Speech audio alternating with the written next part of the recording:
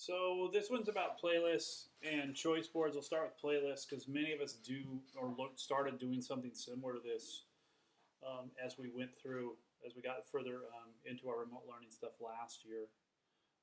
But a playlist is essentially um, a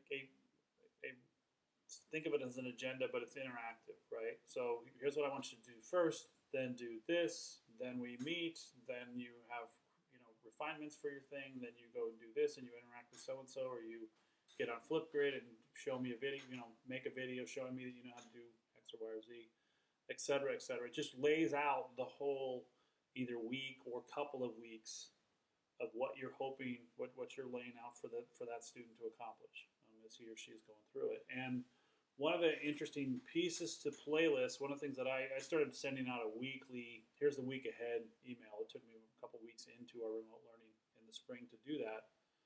But I got a lot of feedback from students like, oh, thank you for doing that, Jeff. Like now I know where everything's going to go and what I need to plan ahead for and where the Zoom code is to log in when I'm doing an online discussion or whatever. There's a lot of really interesting resources out there for playlists, and you can definitely ping me if you're interested in those. Some of them, I thought like this one looks a little sort of elementary to me, but it's very visual. One of the things that I really like about Caitlin Tucker and how she does her stuff is her playlist is all those things are embedded in there. So everything you see that's highlighted in blue is you can click that and go straight to that worksheet or power sheet or video or whatever it is she's got.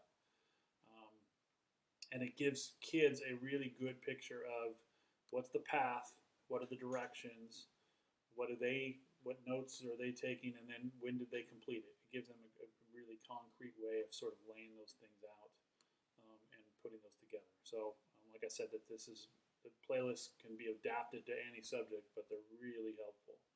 The second thing are what are called choice boards, and this goes back to what we were talking about with universal design.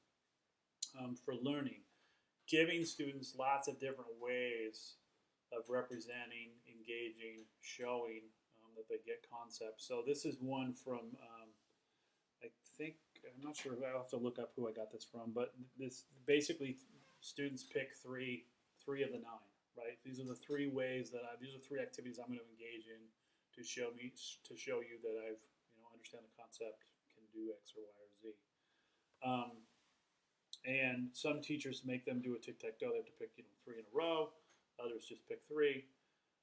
But the nice thing about choice boards is it gives students different opportunities. It puts agency in their hands, right, to decide what they want to do and how they want to do it.